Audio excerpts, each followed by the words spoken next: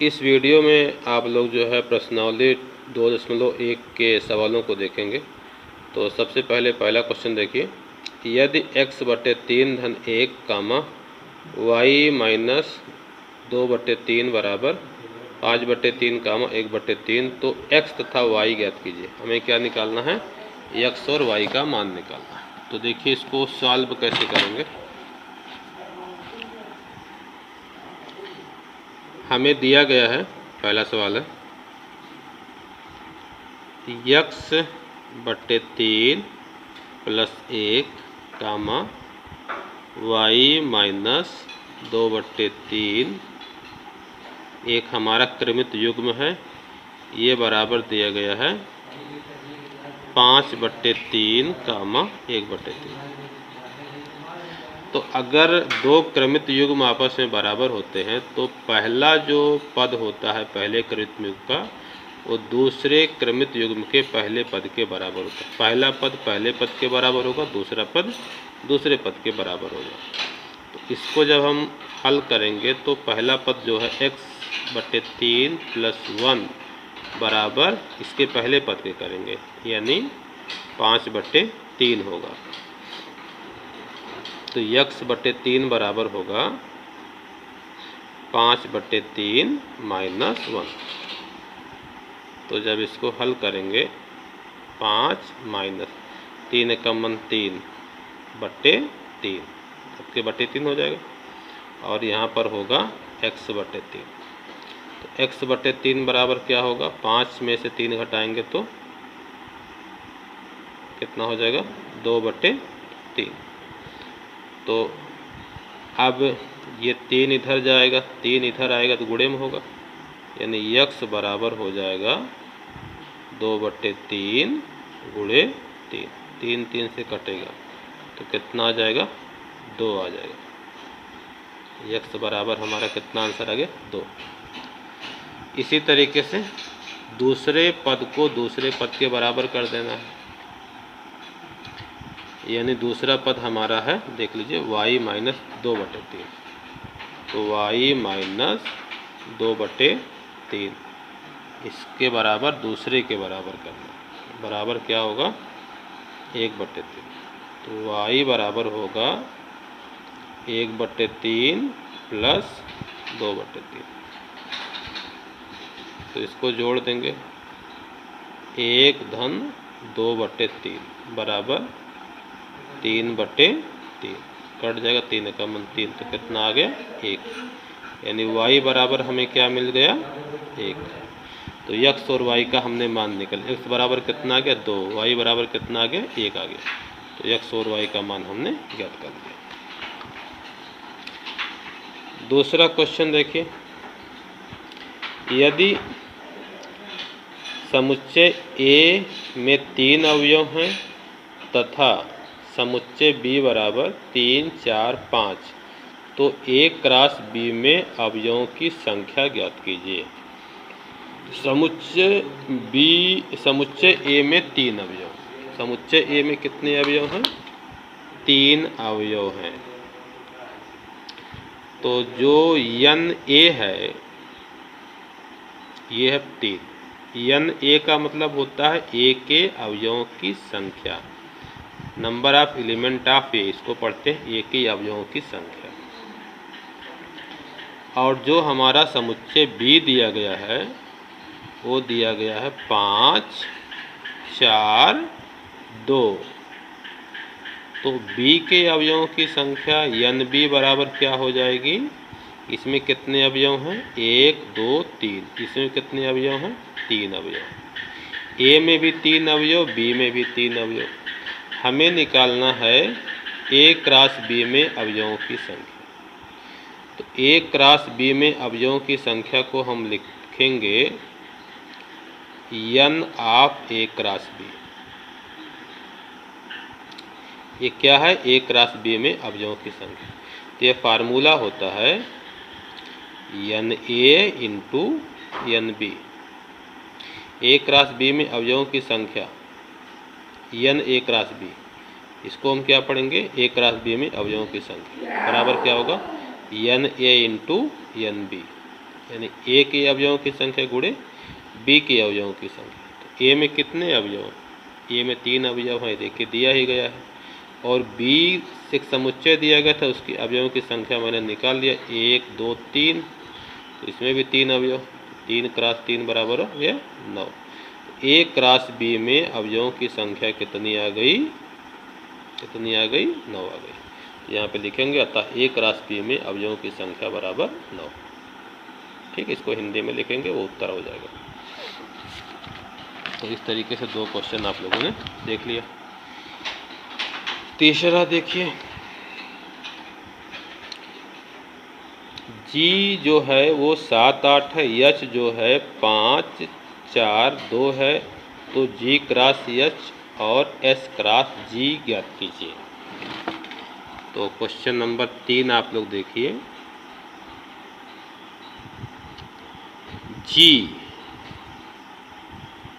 जी बराबर है 7 कामा 8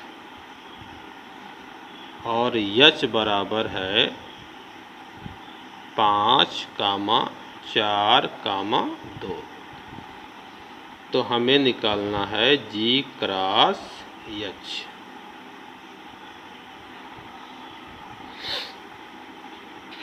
तो जी क्रॉस एच पहले हम समुच्चय जी और समुच्चय एच को लिख लेंगे। इस तरीके से आपको लिख लेना। अब इसका हम क्रॉस करके लिखेंगे क्रमित युग्म के रूप में। तो पहला फिर इसका दूसरा, पहला पद पहले समुच्चय का, दूसरा दूसरे समुच्चय का। 7 कामा 5, फिर 7 के साथ में क्या लेंगे? 4 लेंगे, 7 कामा 4, फिर 7 कामा 2।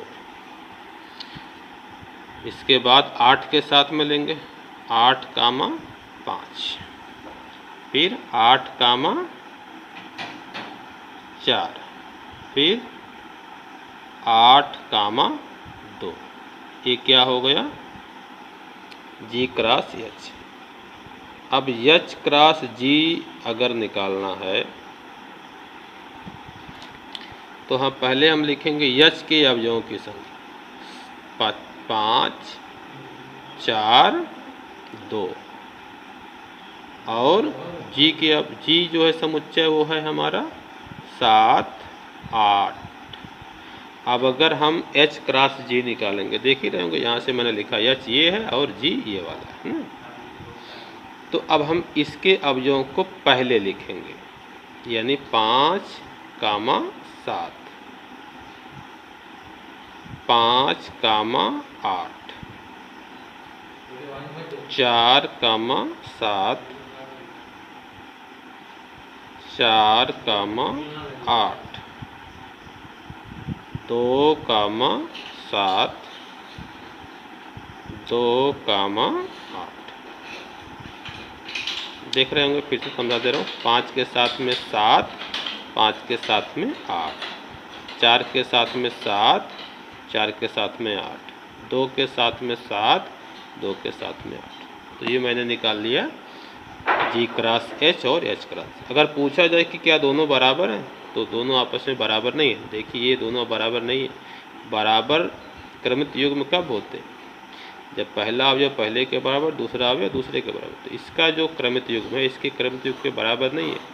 तो जो जी क्रॉस एच है वो एच क्रॉस जी के बराबर नहीं है। चलिए अब हम लोग क्वेश्चन नंबर 4 को समझते हैं। देखिए, बताइए कि निम्नलिखित कथनों में से प्रत्येक सत्य है अथवा असत्य। यदि कथन असत्य है तो दिए गए कथन को सही बनाकर लिखिए। पहला देखिए, इसमें जो है इन्होंने लिखा है कि P बराबर है M कामा N और Q बराबर है N कामा M। तो P क्रॉस Q बराबर है M कामा N N कामा M। तो देखिए जो P बराबर हमको दिया गया है, देख लीजिए M कामा N, ठीक है। और जो Q बराबर दिया गया है N कामा M दिया गया। तो हमें निकालना है, पहले हम P क्रॉस Q निकाल के देख लेते हैं। अगर हमारा P क्रॉस Q उसी के बराबर आ जाता है तब तो सही है। तो P क्रॉस Q क्या होगा, M कामा N, M कामा M, N कामा N, N कामा M। हमने P क्रॉस Q निकाला, देखिए इतना आ गया, इसमें 4 अवयव आए। लेकिन हमको जो दिया गया है P क्रॉस Q M कामा N और N कामा M दिया गया, तो ये सत्य तो नहीं दिख रहा है। तो लिखेंगे अतः दिया गया कथन असत्य है। तो यहाँ पर लिख लीजिएगा अतः दिया गया कथन असत्य है। थोड़ा जगह कम है इसलिए मैं लिख नहीं रहा हूँ, तो इसको आपको लिख लेना है। यहाँ पे क्या लिखेंगे, अतः दिया गया कथन असत्य है। सेकंड पार्ट मैं यहाँ पर हल करने जा रहा हूँ। यदि A और B के अतिरिक्त समुच्चय है तो A क्रॉस B क्रमित युग्मों में x कामा y का एक अरिक्त समुच्चय है। इस प्रकार x बिलोंग टू A तथा y बिलोंग टू B। ठीक है, तो अगर A क्रॉस B हो तो A क्रॉस B जब मैं आपको समझा रहा था तो मैंने लिखा था कि A क्रॉस B बराबर होता है क्रमित युग्म में x comma y x belong to A तथा y बिलोंग टू B होता है। ये इसकी डिफिनीशन होती है। और देखिए वही दिया भी गया, वही लिखा गया है ना, A और B अरिक्त समुच्चय हो तो A क्रॉस B क्रमित युग्मों x कामा y का एक अरिक्त समुच्चय है। इस प्रकार x बिलोंग टू A तथा y बिलोंग टू B। तो जो दिया गया है और जो इसकी डिफिनीशन होती है दोनों एक ही है। तो इसके नीचे क्या लिखेंगे, अतः दिया गया कथन सत्य है। यहाँ क्या लिखना, अतः दिया गया कथन सत्य है। अब इसका थर्ड पार्ट देखिए, थर्ड पार्ट में क्या समझाया गया। थर्ड पार्ट है A बराबर 1 कामा 2, B बराबर 3 कामा 4, तो A cross B intersection phi बराबर फाई, ये आपको बताना है। ठीक है, A cross B intersection phi, इसको बराबर प्रूफ करना है कि फाई होता है। तो देखिए B इंटरसेक्शन फाई बराबर हमारा फाई ही होता है। ये आप याद रखिएगा कि B इंटरसेक्शन फाई, ये पिछले चैप्टर में आपको पढ़ाया गया होगा, ये बराबर क्या होता है, फाई होता है। B यूनियन फाई बराबर B होता है, लेकिन B इंटरसेक्शन फाई बराबर फाई होता है। और A क्रॉस फाई बराबर फाई होता है। क्या होता है, फाई होता है। तो ये आपको क्वेश्चन में A cross B intersection phi बराबर फाई दिया गया है। इसको मैंने सॉल्व किया, कितना आ गया, फाई आ गया। अतः दिया गया कथन सत्य है।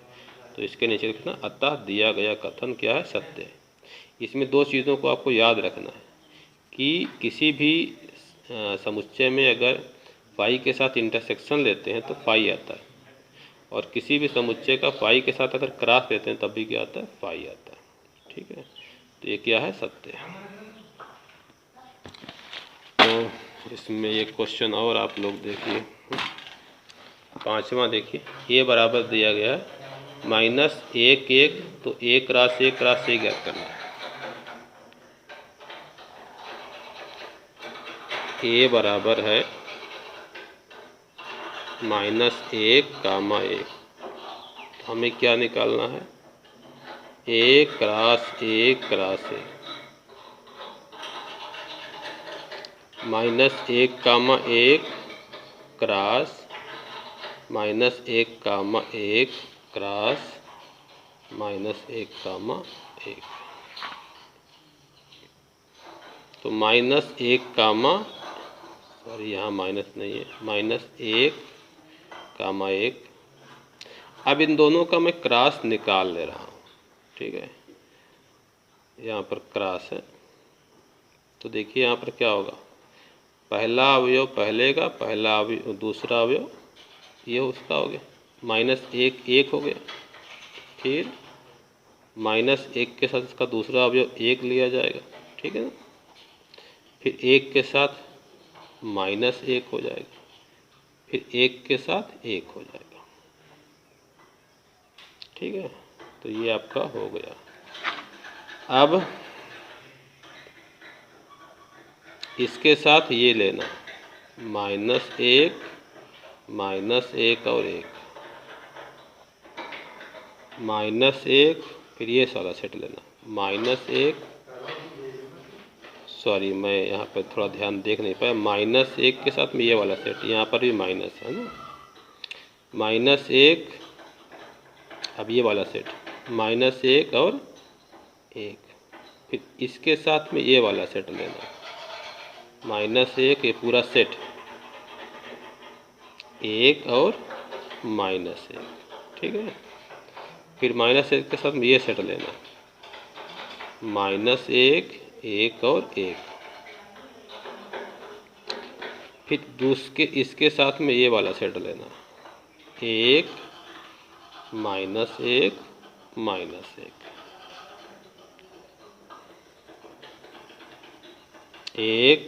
फिर ये वाला सेट -1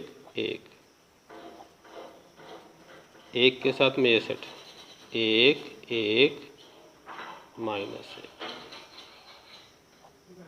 फिर इसके साथ में ये आखिरी वाला सेट 1 1 1। तो ये हो गया एक राशि एक राशि। इस तरीके से 5 क्वेश्चन हम लोगों ने देखा है।